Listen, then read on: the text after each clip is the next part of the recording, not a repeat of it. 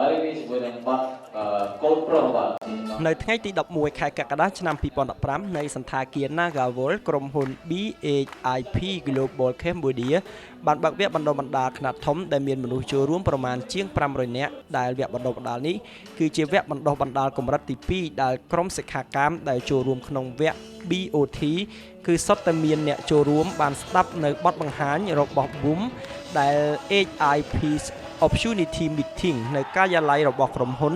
ដែលធ្វើឡើងជារៀងរាល់ថ្ងៃច័ន្ទដល់ថ្ងៃសុក្រហើយបានបើកឱកាសឲ្យមនុស្សគ្រប់រូបអាចចូលបានដោយឥតគិតថ្លៃក្រុមអ្នកដឹកនាំក្រុមហ៊ុន BHIP Global Cambodian ភាគច្រើនគឺសុទ្ធតែយុវជនដែលមានបទពិសោធន៍យល់ដឹងអំពីសង្គមទូលំទូលាយនិងមានឆន្ទៈមោះមុតក្នុងការសម្រេចឲ្យបាននៅទស្សនវិស័យគឺការកសាងប្រវត្តិសាស្ត្រនៃភាពជោគជ័យរបស់ឧស្សាហកម្មបណ្ដាញទីផ្សារនៅប្រទេសកម្ពុជា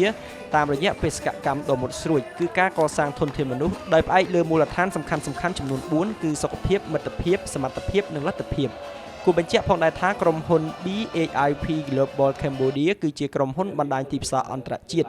របស់សហរដ្ឋអាមេរិកដែលបានចុះបញ្ជីជាផ្លូវការនិងធ្វើអាជីវកម្មដោយស្របច្បាប់នៅក្នុងព្រះរាជាណាចក្រកម្ពុជាក្រុមហ៊ុននេះបានផ្ដល់ឱកាសដល់និស្សិតបុគ្គលិកក្រុមហ៊ុនសាធារណជនអាចរកប្រាក់ចំណូលបានបន្ថែមពីលើការងារសប្តាហ៍ថ្ងៃដោយការផ្សព្វផ្សាយពាណិជ្ជកម្មដើម្បីលក់នៅផលិតផល4ផ្នែកសំខាន់ៗដែលទាក់ទិនទៅនឹងធម៌ពលសុខភាពទូទៅសម្រស់ក៏ដូចជាការសម្រកទម្ងន់ជាដើម